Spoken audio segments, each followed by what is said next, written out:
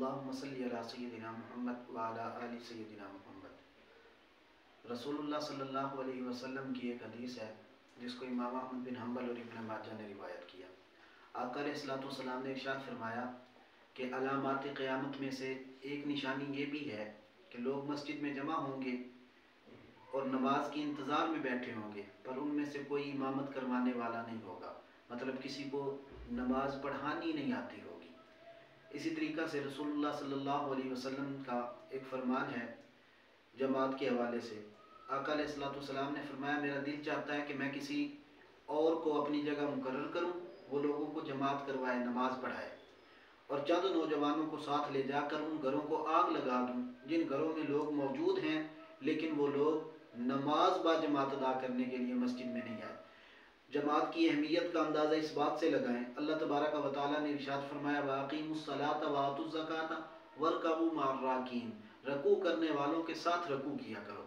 रसूलुल्लाह सल्लल्लाहु अलैहि वसल्लम ने जमात को बहुत ज़्यादा अहमियत दी, लेकिन उसमें इमाम के लिए बाज़ चीज़ें ख़ास तौर पे नसीहत फरमाई। एक शख्स की शिकायत की गई कि या रसूलल्लाह सल्लल्लाहु अलैहि वसल्लम, ये शख्स है जमात लंबी करवा देता है। तो आका अलैहिस्सलातु वस्सलाम ने फरमाया कि मैं लोगों के दिल में इस्लाम की मोहब्बत डालता हूँ और उनको इस्लाम की तरफ ला रहा हूँ, और तुम उनको उससे बेजार करते हो।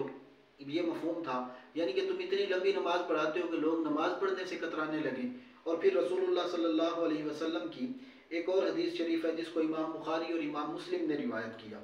आका अलैहिस्सलातु वस्सलाम ने फरमाया कि जब कोई शख्स जमात करवाए, इमामत करवाए, तो उसे चाहिए कि वो मुख्तसर नमाज पढ़ाए, क्योंकि उसमें बूढ़े होते हैं, ज़ईफ़ लोग, कमज़ोर लोग, बीमार लोग सारे होते हैं। तो तमाम के तमाम अफराद की तबीयतों की रिआयत दी, फरमाया कि उनके मुताबिक थोड़ा वक़्त लगाए और जब अपनी पढ़े तो जितनी चाहे लंबी नमाज पढ़ ले।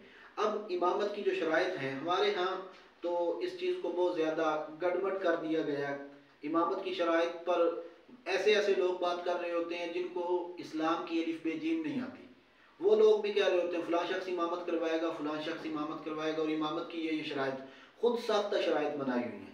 इमामत की जो शराइत हैं वो 6 शराइत हैं। उनमें से एक तो ये है कि वो मुसलमान हो, इस्लाम लाना। दूसरा ये है कि अगर वो फ़र्ज़ नमाज पढ़ाना चाहता है तो उसके लिए बालिग हो, नफल नमाज और तरावी नाबालिग भी पढ़ा सकता है, आकिल हो, मजनून और पागल ना हो, मर्द हो, क्योंकि औरत की इमामत जायज़ नहीं है, और क़िरात करना जानता हो, कुरान शरीफ थोड़ा बहुत पढ़ना जानता हो, और माजूर ना हो। माजूर शख्स हो तो फिर माजूर लोगों की इमामत करवाएगा, तंदुरुस्त लोगों की इमामत नहीं करवाएगा। अगर माजूर ना हो और मुसलमान हो, बालिग हो, आकिल हो, मर्द हो और क़िरात करना जानता हो, तो ऐसा शख्स जो है वो नमाज बाजमात लोगों को फ़र्ज़ नमाज पढ़ा सकता है। इसकी इस्लाम ने उसे इजाज़त दी है। नबी करीम सल्लल्लाहु अलैहि वसल्लम के दीन, शरीयत और तालीमात को छोड़ के हमने जो अपनी खुद साख्ता शराइत बना ली हैं, उन शराइत से हमें ज़्यादा नुकसान होगा और हम नई नस्ल को इस्लाम डिलीवर नहीं कर सकेंगे जिस तरह करने का हक़ है।